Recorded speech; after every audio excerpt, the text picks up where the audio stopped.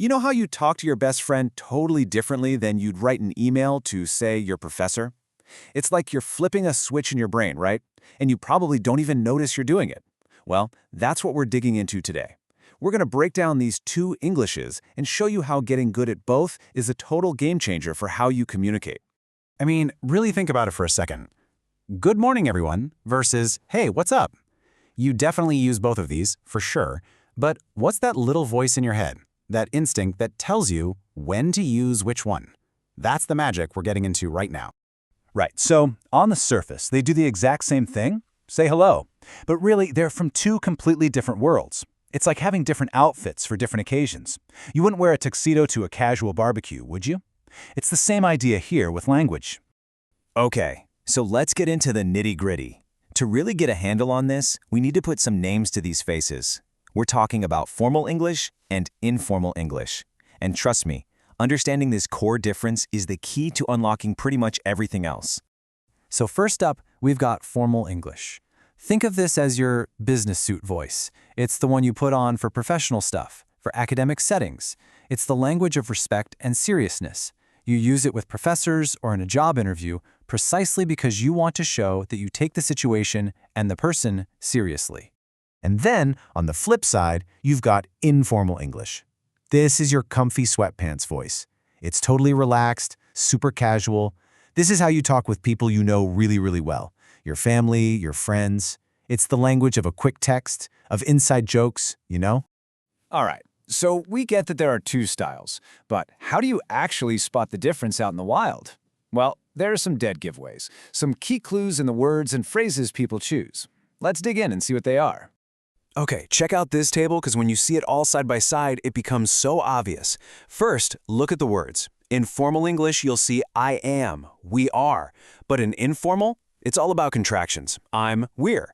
Then there's the phrasing. Formal English is all about complete, well-structured sentences. Informal English? Not so much. It's full of slang and shorter phrases because it's just faster. And all of this creates a totally different tone. One is respectful, maybe a little distant. The other is super casual and friendly. So, talking about this stuff is one thing, but seeing it in action, that's when the light bulb really goes off. So let's run through a quick everyday situation to see how this all plays out in the real world. Okay, put yourself in this situation. You miss class. It happens, but you've got a deadline coming up and you need to explain what's going on. The tricky part, you need to tell two people, your teacher and your best friend. Same news, totally different audiences.